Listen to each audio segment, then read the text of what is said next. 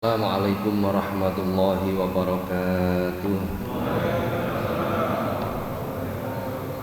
Bismillahirrahmanirrahim. Alhamdulillahi rabbil alamin. Assalatu wassalamu ala asyrafil anbiya'i wal mursalin Sayyidina wa maulana Muhammadin wa ala alihi wa ashabihi wa man tabi'ahum bi ihsanin ila yaumiddin, amma ba'du. Ila hadratin nabiyil mustafa Muhammadin sallallahu alaihi wasallam wa alihi wa ashabihi wa dhurriyyatihi al-kiram wa ila jami'i baqiyati sahabati wa tabi'in wa syuhada'i wa salihin wal ulama'il amilin wa musannifin wa mu'alifin wa jami'il malaikatil muqarrabin wa sadatina sufiyatil muhaqqiqin nususan ila sultanil awliya as-syekh Muhyiddin Abdul Qadir al-Jilani radallahu an wa sa'ilil awliya illah wal awliya ittis'a wa ummahatina wa abaina wa ajdadina wa jaddatina wa masyayikhina wa asadidina wa muallimina wa dawil hukukil wajibati alaina wa alal hadirina fi majlisina hadha susun ila man fataha hadil qaryah susun ila mu'allif hadal kitab as-syekh al-imam Jalaluddin bin Kamaluddin as-Suyuti radhiyallahu anhu sayyulillahi lahumul fatiha. A'udzu billahi minasy syaithanir rajim. Bismillahirrahmanirrahim. Alhamdulillahi rabbil alamin, arrahmanir rahim, maliki yaumiddin. Iyyaka na'budu wa iyyaka nasta'in. Ihdinas siratal mustaqim, siratal ladzina an'amta 'alaihim ghairil maghdubi 'alaihim waladdallin. Amin. Para jamaah, alhamdulillah, pagi hari ini kembali Allah mempertemukan kita di majelis yang penuh dengan keberkahan ini. Mudah-mudahan apa yang kita laksanakan dicatat oleh Allah sebagai amal soleh. Amin Allahumma amin. Para jamaah, mumpung sih Syawal, barangkali ada kesalahan, kekhilafan, kula nyuwun pangapunten ingkang kathah. Kesalahan sing disengaja ataupun yang direncanakan, mohon maaf yang sebesar-besarnya. Mudah-mudahan dosa-dosa kita yang kaitannya hablum minallah dan kaitannya hakul adami diampuni semuanya oleh Allah Subhanahu wa ta'ala. Amin Allahumma amin. Sampai hadis nomor berapa nih? Saat ini 8 ngoten nggih, tentang keutamaan sholawat ngoten ta. Insyaallah jenengan pun lali nggih. Bismillahirrahmanirrahim. Qala al-musannifu rahimahullah ta'ala wa nafa'ana Allah bihi wa bi ulumihi wa a'ada alaina min barakatihi wa asarihi fid dharain amin. Al-hadisu saminu minal asyarati fi hadal bab. Hadis nomor 8.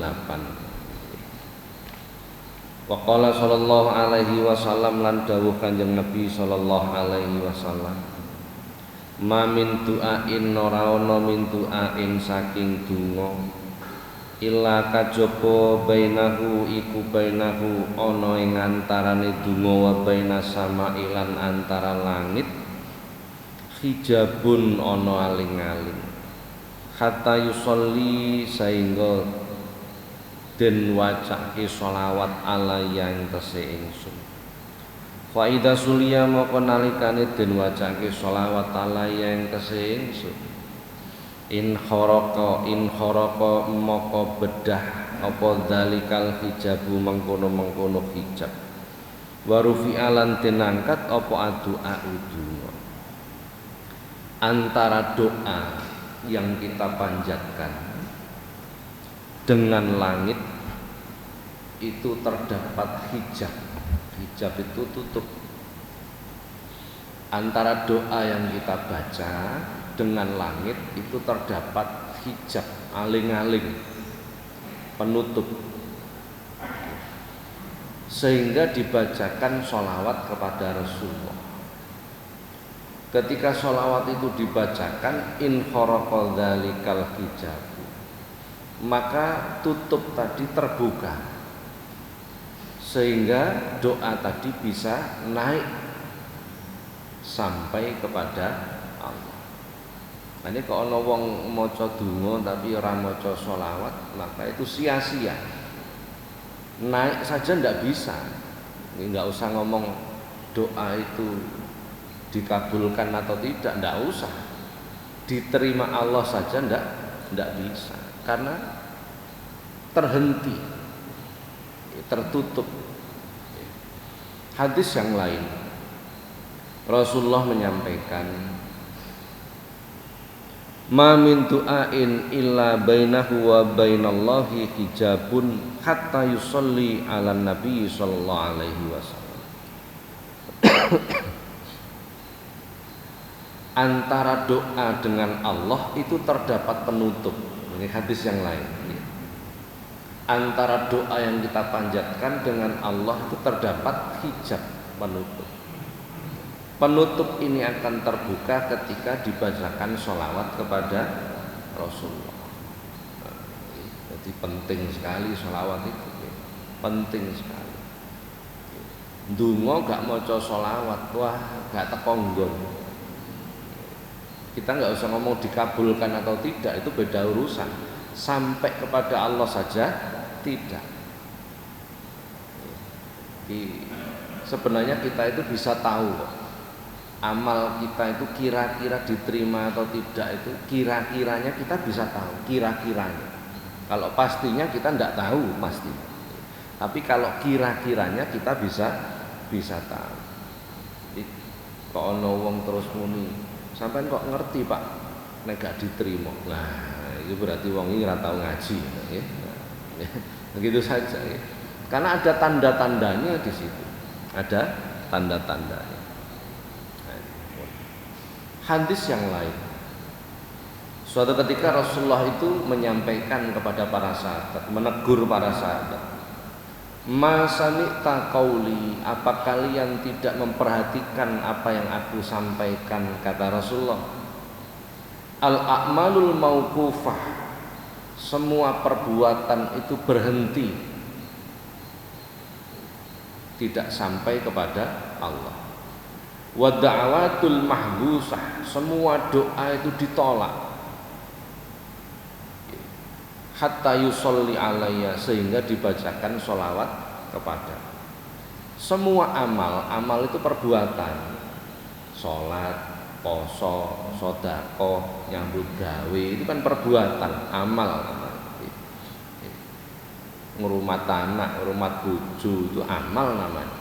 Masak, nyaponi omah, itu namanya amal, perbuatan. Semua amal itu terhenti, tidak akan sampai kepada Allah. Artinya tidak ada nilainya. Sehingga dibacakan sholawat kepada Rasulullah. Jenengan sholat ramoco sholawat, prei gak diterima karo Gusti Allah. Kapan kita membaca sholawat? Ya ketika tahiyat akhir itu. Makanya orang sholat kok nggak membaca doa tahiyat akhir, meninggalkan wajibnya sholat, maka sholatnya tidak sah. Nah, ya. Kalau ini kita kembangkan, berarti tanda-tandanya akan banyak amal kita itu tidak diterima. Jenengan sedekah ya maca sholawat ora kira-kira. Wis akeh gae, pokok nyemplungno lho. Padahal hadis ini menunjukkan semua amal, semua perbuatan itu mauqufah, terhenti, tidak sampai kepada Allah. Tuh. Saya punya guru namanya Profesor Dr. Syekh Muhammad Fadil. Beliau ini dari Turki, keturunan ke-25 dari Syekh Abdul Qadir Al-Jilani. Setiap gerak beliau itu membaca sholawat.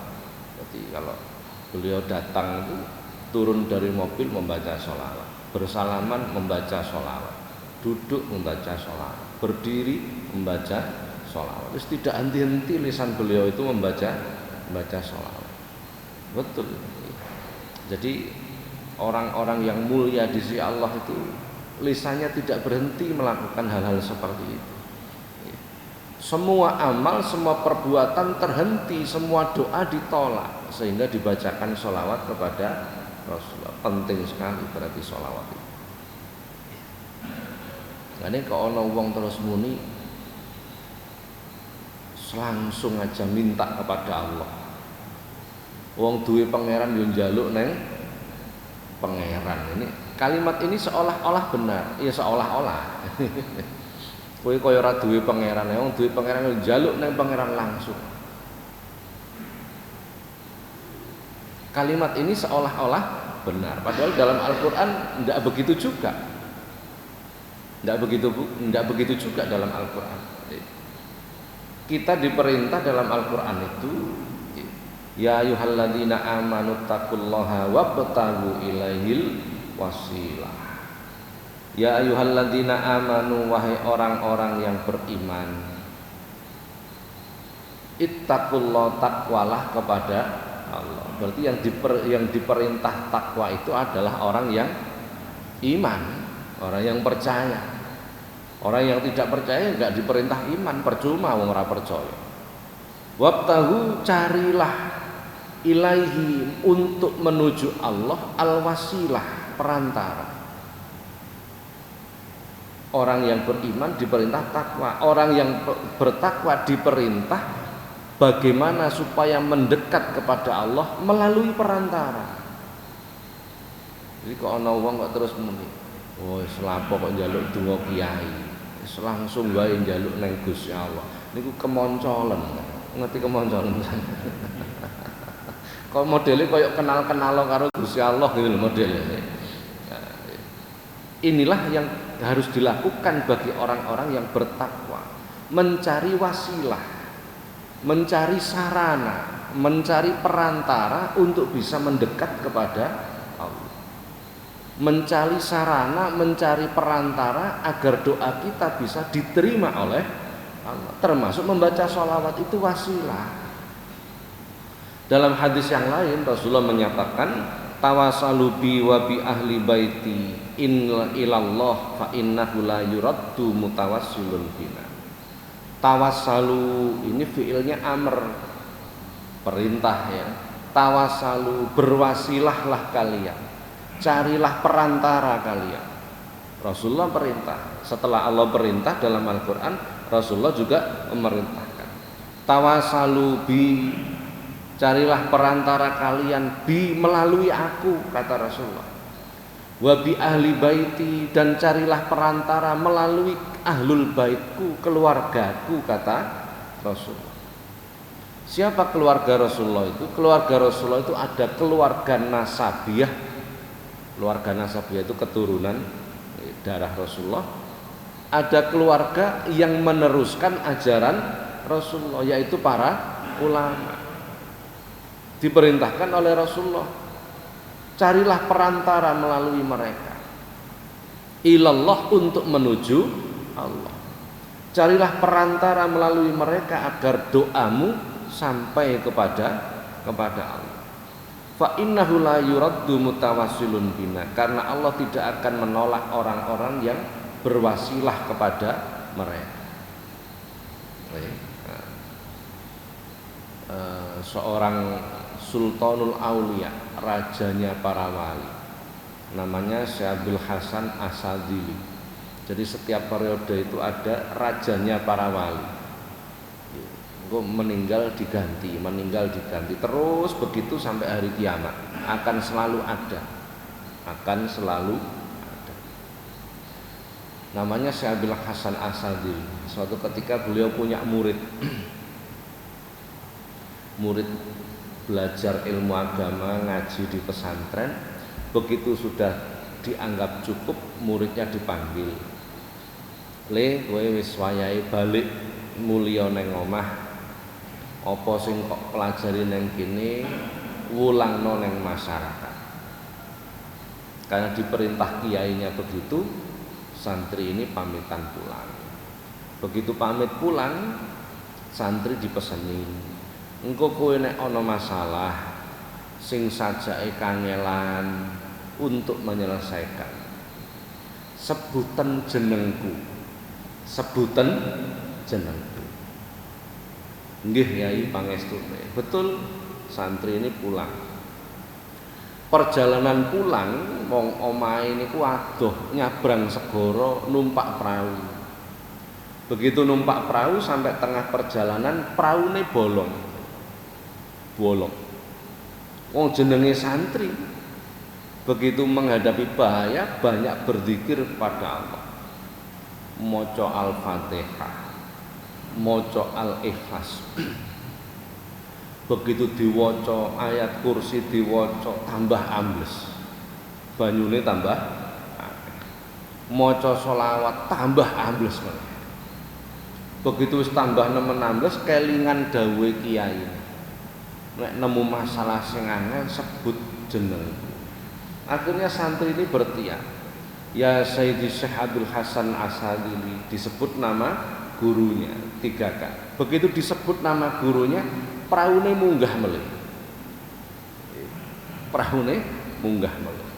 Santri begitu bangga dengan gurunya. Masya Allah, iki jenenge guru tok disebut kaya luar biasa. Danio aku nyebut asmane Gusti Allah. Dalam hatinya begitu. Nyebut jenenge gurune tok kaya ngene apa meneh nyebut asmane Gusti Allah. Ndak lama berselang bocor melih. Rupanya Allah kepingin memberi pelajaran ke santri ini tadi. Bocor melih praune. Tambah ambles maka wong santri banyak berzikir kepada Allah, maca donga diwaca tambah nemen, bengok-bengok nyebut asmane Gusti Allah. Allah tambah ambles. Orang munggah tambah ambles. Akhirnya kembali menyebut nama gurunya. Begitu disebut nama gurunya, praune munggah melih.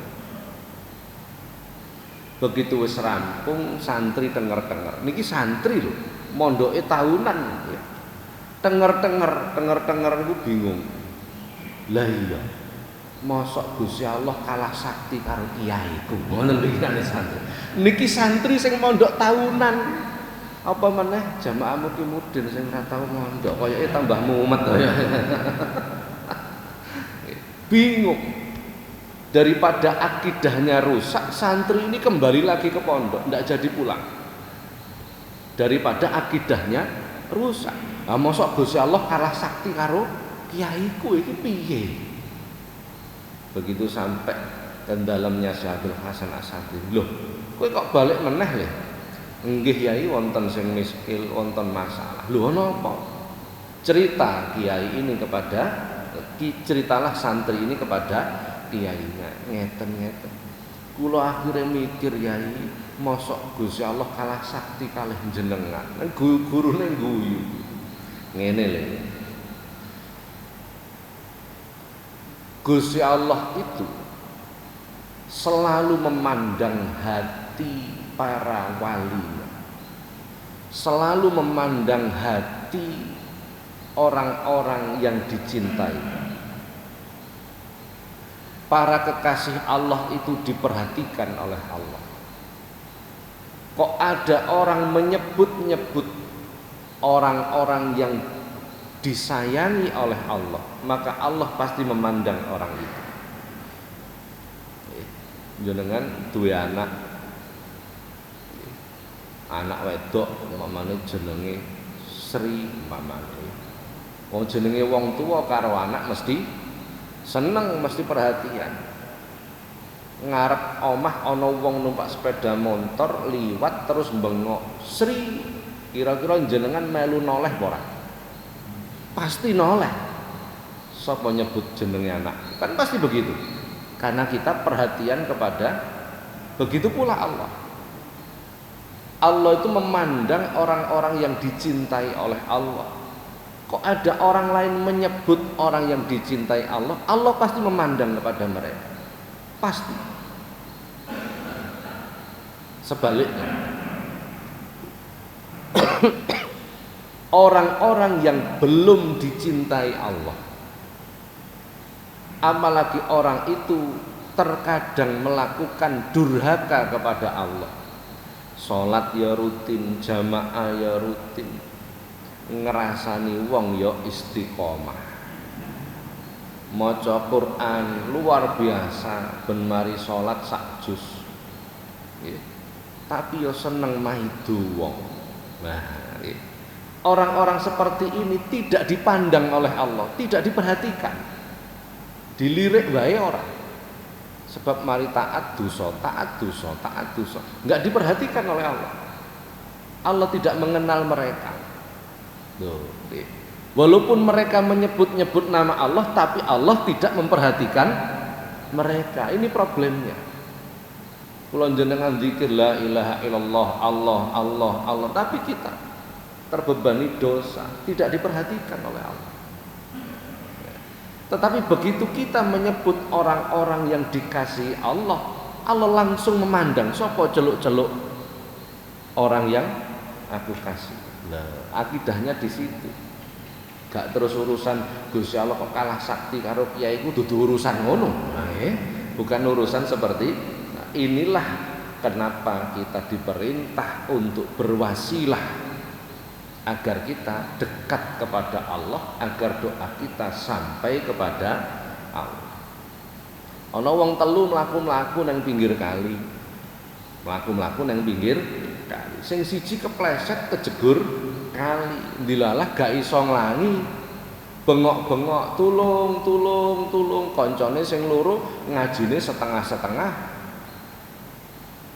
Begitu koncone tulung-tulung terus diomongi karo sing loro mau, "Lapo njaluk tulung aku? Njaluk tulung pangeran wae."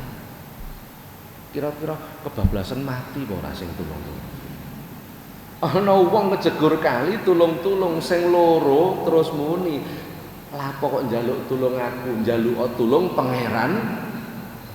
Ini kan anekdot yang lucu sebenarnya, Nah, jadi seperti itu. Inilah dalilnya kenapa kita perlu berwasilah, mencari perantara. Imam Syafi'i radhiyallahu anhu, Masya Allah, Muhammad bin Idris As-Syafi'i, Imam Mujtahid. Beliau usia 7 tahun hafal Al-Quran, usia 9 tahun hafal kitab Muwatta karya Imam Malik bin Anas. Sakmenten tebel. Saya punya itu. Kitab Muwatta, kitab induknya Imam Malik bin Anas. Gurunya Imam Syafi'i. Sakmenten tebel. 3 kalinya Quran hafal. Imam Syafi'i 7 tahun hafal Quran. Kula jenengan tuwek sakmene ini maca Al-Kafirun kadang bundeli. Wala ana wala antum ramari-mari. Masya Allah. Imam Syafi'i ketika ibunya hamil, ibunya Imam Syafi'i mengandung Imam Syafi'i. Imam Syafi'i di kandungan itu sebagian riwayat menyebut 2 tahun. 2 tahun dalam kandungan. Nek cara saiki gak sabar. Nah, itu sing garai memaksakan diri itu seperti itu. Kadek diweden-wedeni. Ini kalau ndak segera Masya Allah, nek wong zaman dhisik mboten sabar ngenten.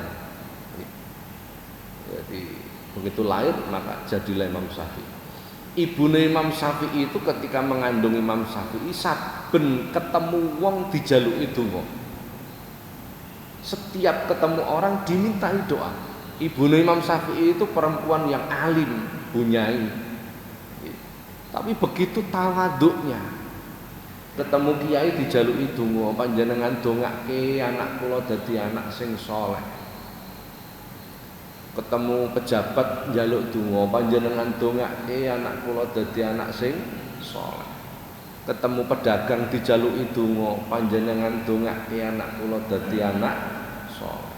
Ketemu polisi, nek ana polisi ya dijaluki donga supaya dadi anak sing saleh. Sampai ketemu maling dijaluki donga. Karena doa itu adalah permohonan kepada Allah, dan semua orang yang tersambung kepada Allah adalah orang baik. Ini sifat tawaduk namanya. Walaupun dia ibunya Imam Syafi'i itu dungane luweh fasih, luweh apal, lebih mudah diterima oleh Allah, tapi dengan sifat tawaduknya dia minta doa kepada orang lain. maka jadilah Imam Syafi'i.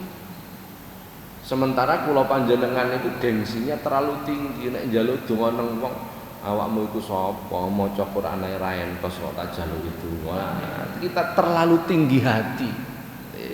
Tidak punya sifat tawadhu. Ini yang menjadi problem kita. Masa perintah.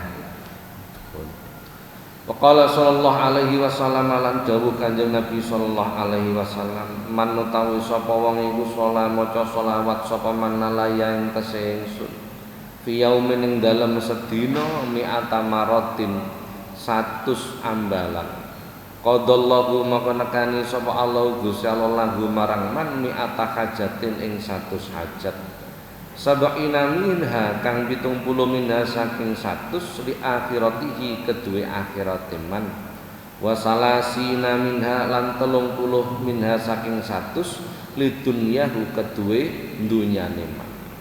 Ini hadis nomor 9.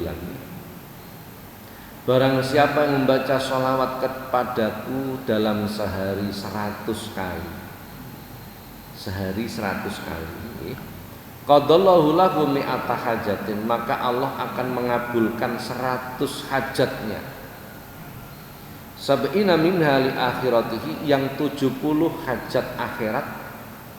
Wa salasina minha li dunyahu, yang 30 hajat dunia. Hadis kok ana wong maca sedina sewengi ping 100 maca sholawat, Allah akan memberikan ijabah 100 hajatnya, yang 70 urusan akhirat, yang 30 urusan dunia. Yang penting hajate niku gak aneh-aneh. Hajate gak aneh-aneh. Oh hajat, ya Allah Gusti kula kepingin iso ngawang, lho jenenge aneh-aneh nggih. Hajate aja aneh-aneh. Ini menunjukkan bahwa sholawat itu luar biasa. Hadis yang lain, man asyurat alaihi hajatuhu fal yuksir minas sholati alayya. Barang siapa yang mempunyai hajat, kata Rasulullah, mempunyai kebutuhan, kata Rasulullah, fal yuksir minas sholati alayya, maka perbanyaklah membaca sholawat kepadaku. Fa innaha taksiful humum, karena sholawat itu akan menghilangkan kesusahan, wal humum, dan menghilangkan kesedihan, wal kurub, dan menghilangkan kesulitan, wa tuksirul arzak, serta sholawat itu memperbanyak rizki, wa tabdil hawaiji, serta mengabulkan hajat kita. Jadi bila kita mempunyai kebutuhan, perbanyaklah membaca sholawat. Sholawat itu menghilangkan kesusahan, menghilangkan kesedihan. Apa bedanya susah karo sedih? Apa bedanya susah karo sedih? Bingung kan? Padahal sering ngerasakno tapi bingung. Jadi susah itu adalah terhadap sesuatu yang belum terjadi. Sedih itu terhadap sesuatu yang telah terjadi. Hanya begitu. Sesuk wayang bayar SPP anak ra duwe-duwe susah. Kan belum terjadi. Ketabrak sepeda motor sedih. Ana meneh sing nomor 3 kesulitan. Kangelan. Ini nyambut gawe angel. Ini mudah dipahami lah ya. Kesulitan, ono masalah sulit selesai, itu kesulitan. Turun gampang ke rezeki. Sholawat itu mempermudah rezeki. Masya Allah. Makanya perbanyaklah membaca sholawat. Qala As-Suyuti. As-Suyuti itu penulis kitab ini, Jalaluddin bin Kamaluddin As-Suyuti, seorang ulama besar, seorang ulama ahli hadis yang beliau hafal 2 juta hadis kurang lebih.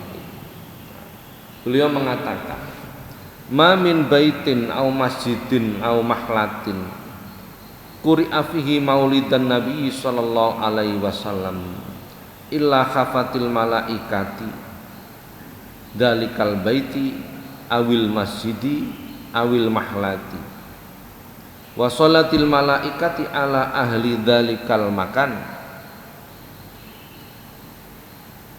wa ammahumullah birahmati wa ridwan. Beliau As-Suyuti menyampaikan, rumah, masjid atau kampung yang dibacakan maulid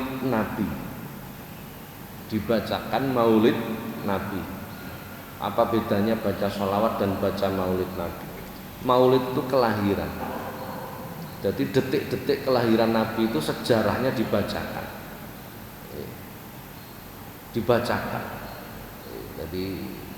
kalau sing kulino maca dibak niku niku sebelum mahalul qiyam itulah yang dimaksud dengan maulid Nabi, itu dibacakan.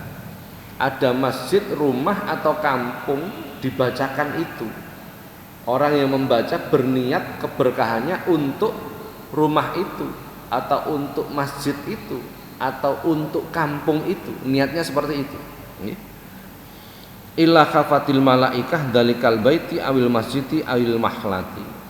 Maka rumah itu dikelilingi malaikat, masjid itu dikelilingi malaikat, atau kampung itu dikelilingi oleh para malaikat, tergantung niatnya.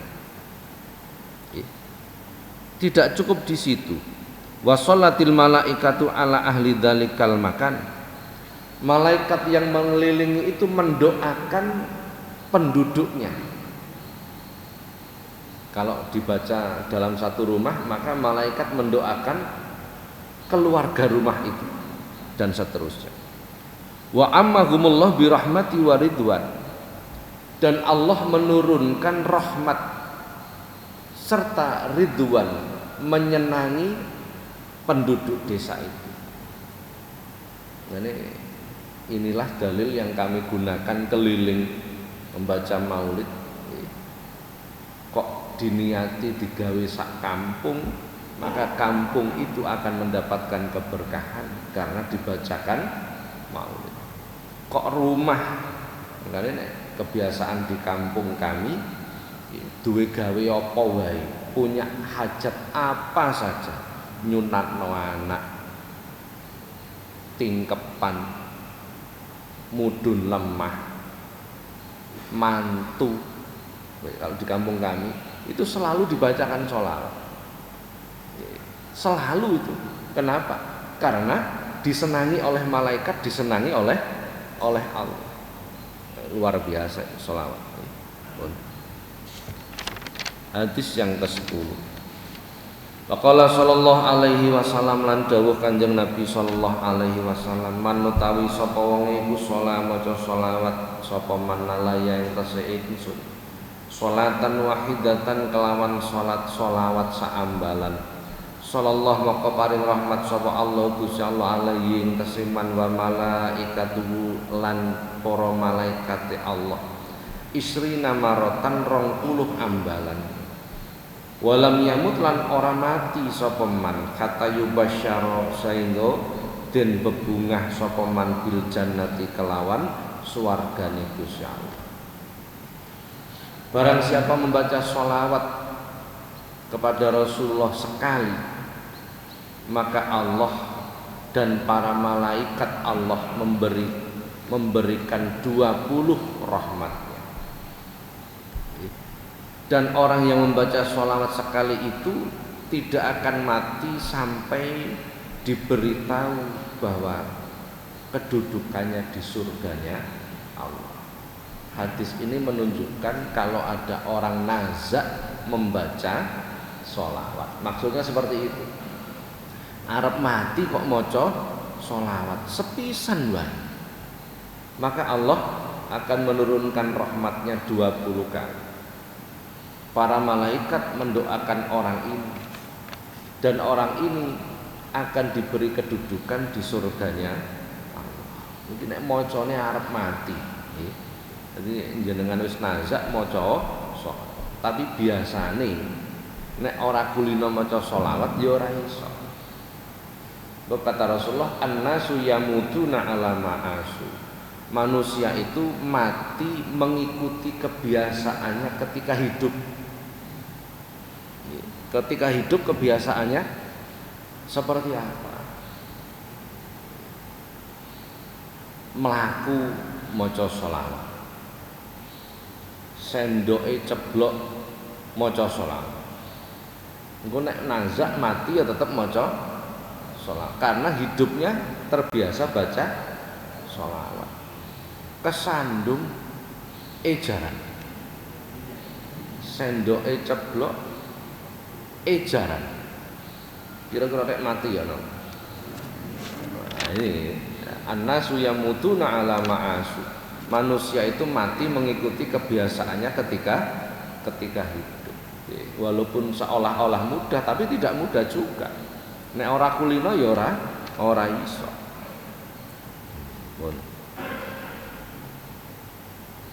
Pun para jamaah sampai mriki riyen. Wong iki ngaji pertama kadek sik riyaya. Ora pantes suwi-suwi. Kula ajenge kepingin jane kula silaturahmi teng daleme jenengan. Tapi kuatir subuhane wis entek. Dadi ora sida. Sampai sini dulu. Barangkali ada pertanyaan dipersilakan. Nggih. Orang yang mau melakukan itu membaca bismillah dulu atau membaca salawat? Orang yang Mau melakukan nggih. Bismillah dulu atau sholawat dulu?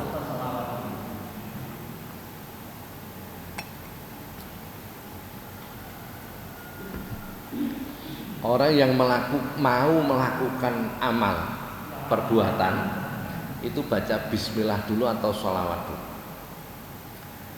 Kalau nek ndonga mungkin jenengan mboten niteni. Kalau nek ndonga nek waktu sholat niku kan mesti begini. Bismillahirrahmanirrahim. Allahumma sholli wa sallim ala sayyidina Muhammad wa ala ali sayyidina Muhammad walhamdulillahi rabbil alamin. Itu sudah urutannya. Jadi baca bismillah dulu baru sholat. Dan urutannya sedikit. Apa boleh Pak kalau dibalik? Kalau pertanyaannya apa boleh saja. Tapi mana yang lebih tepat? Bismillah dulu baru baca sholat.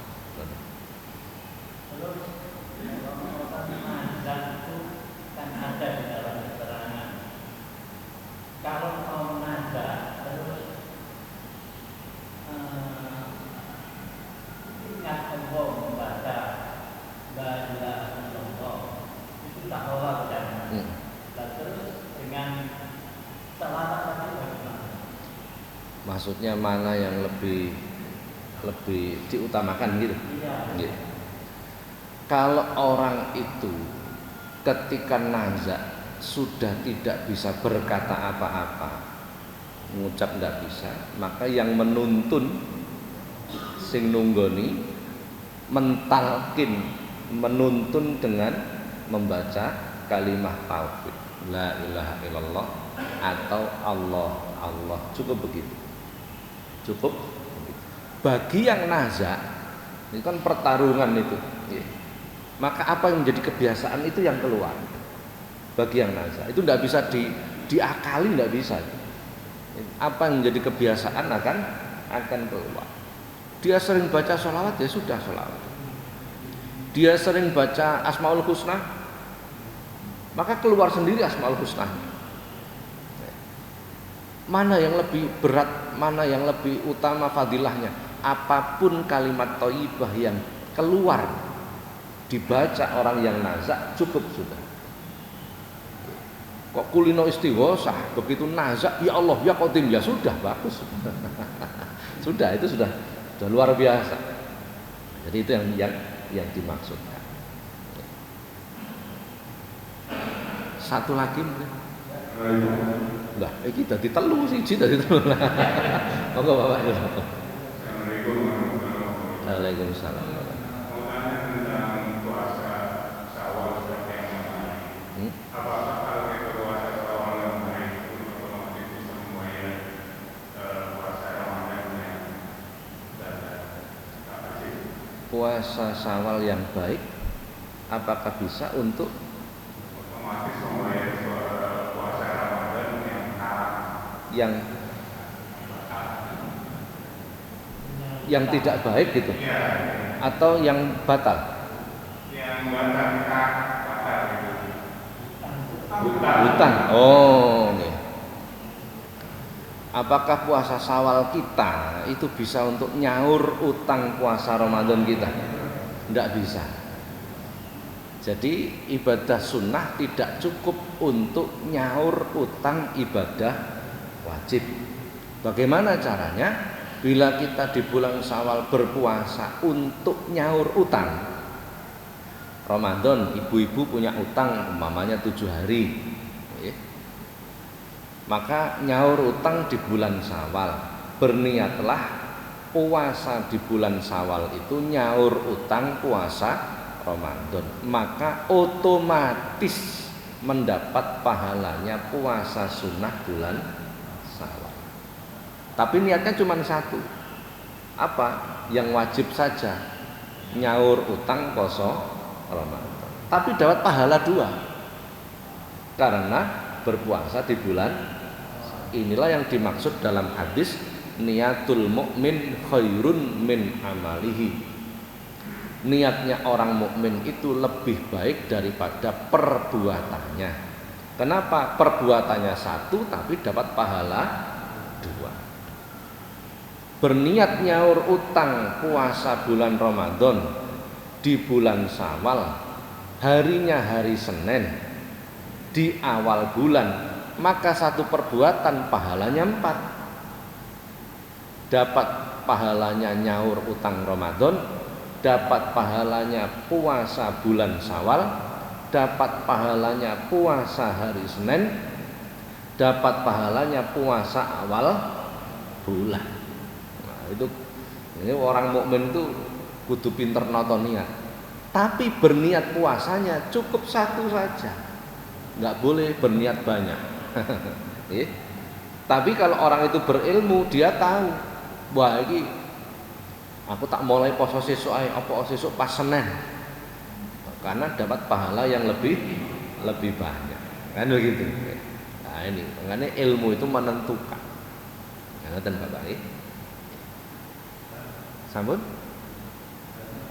Iya monggo.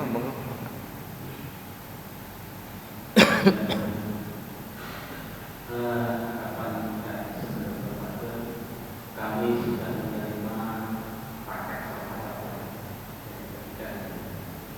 Iya. tetapi setelah sebelumnya yang memberikan penjelasan apa pentingnya redaksi dan sholat itu, dan juga misalnya mana yang harus dilakukan, mana harus dipisahkan seperti itu, karena bisa langsung marah saat itu juga. Dengan penjelasan seperti itu kami menjadi tidak berani membaca karena tidak ada jumlah petunjuk pelaksanaan juga. Kami mohon yang memberikan jumlah itu karena itu dasarnya amalan itu. Jadi misalnya kami juga bisa mencari dari Google misalnya, tapi karena katanya sangat tidak jelas, nanti di masanya berdirinya bersama, maka supaya selamanya jelas pada dari kalau ini kami mohon ada jumlahnya selalu. Jadi misalnya ada kemarin kalau dibaca 7 kali, 4 bulannya ini 41 kali, 100 kali itu. Karena itu banyak sekali mana yang harus ditambahkan. Terima kasih. Insya Allah akan saya terangkan pertemuan depan.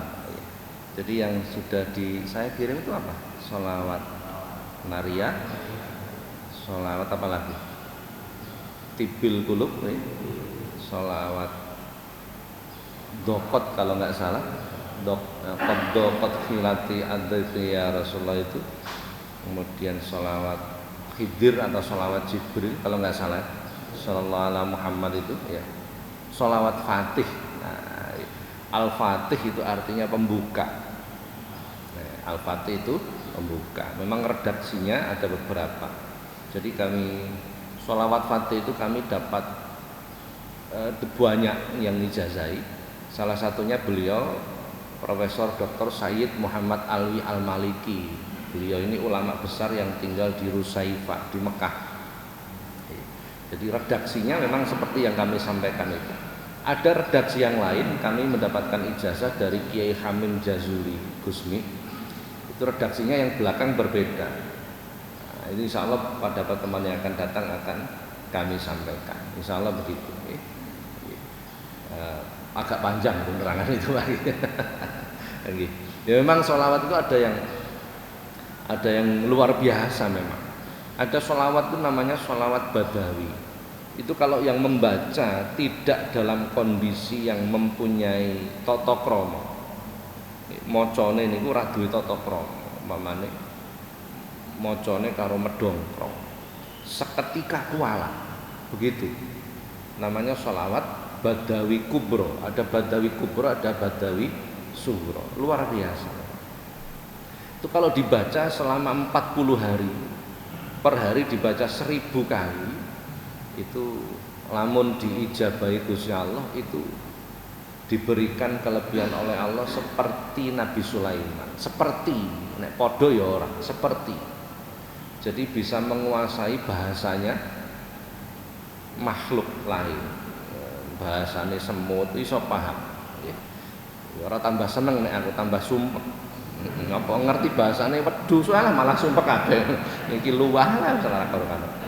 Antara lain seperti itu memang fadilah dari sholat. Nah, insya Allah pertemuan depan akan kami terangkan. Nek lali jenengan eling nggih. Sampun ngoten riyen para jamaah. Oh ya monggo terakhir. Nah, ya, terakhir. Monggo. Waalaikumsalam. Iya.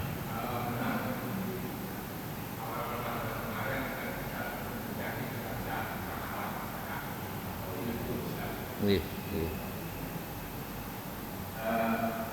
Saya satu sholawat itu dari sholawat karena saya amalkan 20 tahun yang lalu yang saya bisa menyelamatkan saya dari bencana. Jadi ketika itu saya agak banyak sedikit. Iya. Ketika itu saya masih dengan di cabang Jakarta dalam masalah pemberian kredit, tapi dari sambungan ada sertifikatnya palsu. Dan ini juga terjadi di karena saya di cabang Malang yang kami diputus oleh ambil harus bertanggung jawab karena rasanya tapi kami tidak mengatur itu. Kemudian oleh kami diputuskan akan dilaporkan ke polisi yang diproses cabang Malang dulu karena saya setelah tahun itu mampu proses saya lari ke Singosari menemui salah satu kiai yang bersangkutan di tengah kiai. Oleh dia itu saya beri amalan. Saya harus mengatakan amalan ini 21 hari tanpa putus, yaitu sholat hajat dengan 40 rakaat. Rakaat pertama setelah Al-Fatihah saya adalah ayat kursi. Setelah itu saya bersikap jalan 16.600 dan sholawat pokok itu 300 biasa. Semua saya katakan yang jam 9 malam pas aku syukur. Nah, pada hari yang ke-21 setelah saya selesai melaksanakan amalan, tiba-tiba hadapan saya muncul orang. Dan itu saya tidak sadar. Persis seperti saya bajunya. Hanya seharusnya saya waktu itu kotak-kotak coklat muda, dia kotak biru muda. Saya nanya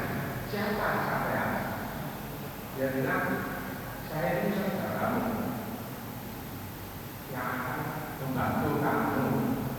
Ya bisa. Oh, ya terima kasih. Nah itu sekarang diceritakan aturan dari siapa? Ya sama, ya tahu akan dilakukan. Nah, yang kita pemahaman dalam proses dan di kita karena 4 tahun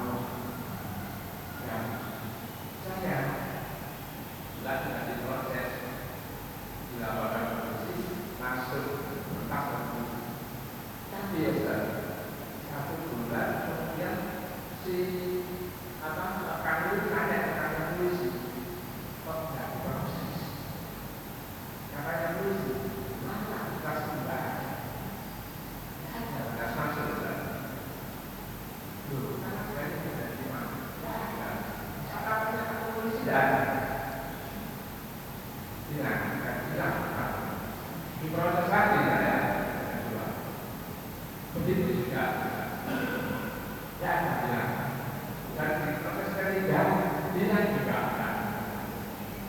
kemudian beberapa lama kemudian ternyata para kami tidak tahu di sisi siapa yang diminta ternyata saya diputus di SK3 karena dinilai bahwa tidak sengaja di rangkap dan aktif. Nah yang saya tanyakan yang muncul Lah niki aneh, sing nemoni kono sing ditangoni aku.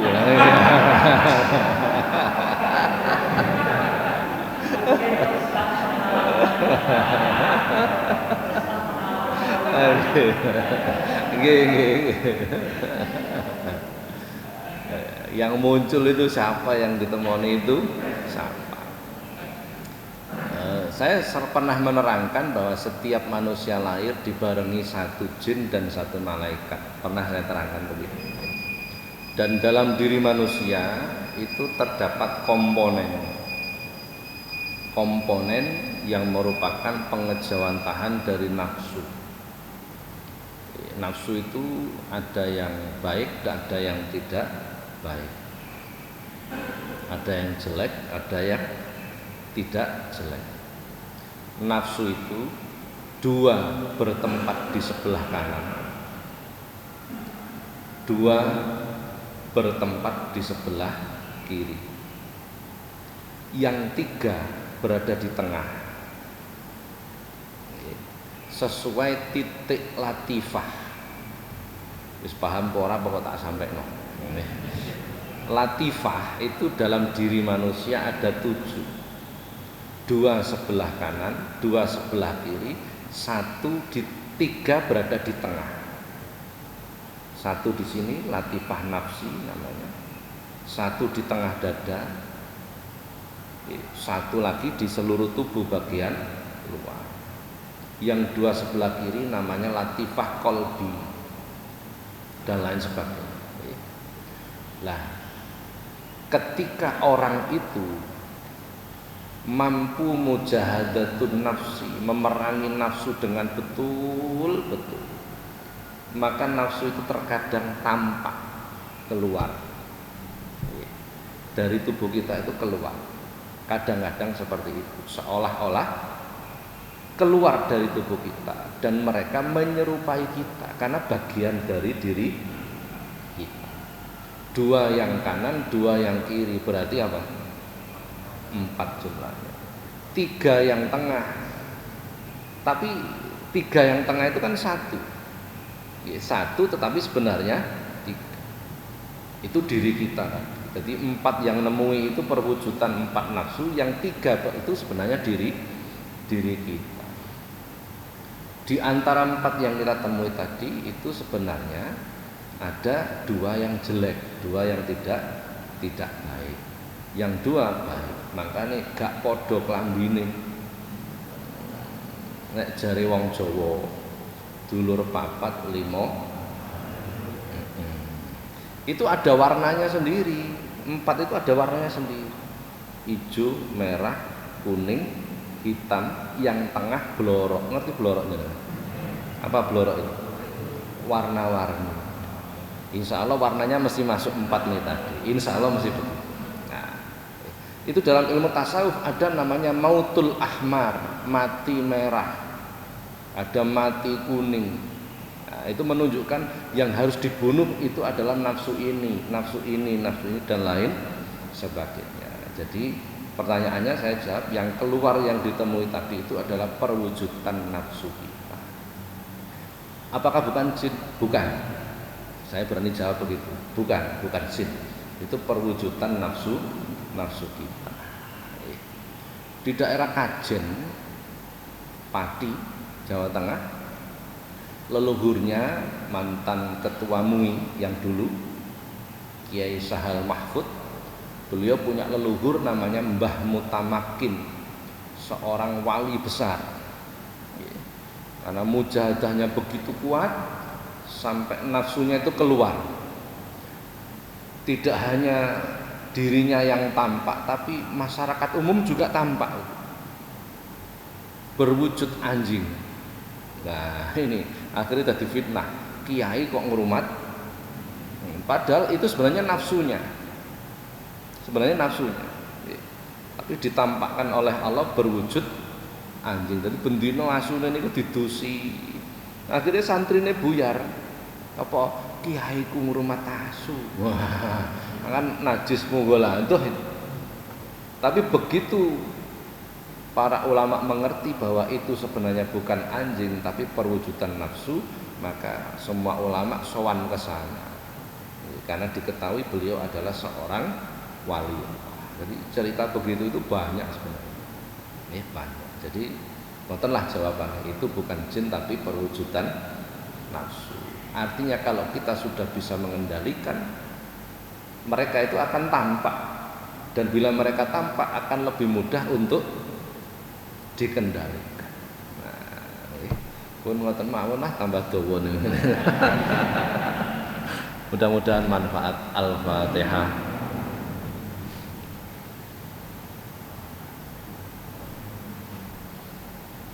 Assalamualaikum warahmatullahi wabarakatuh.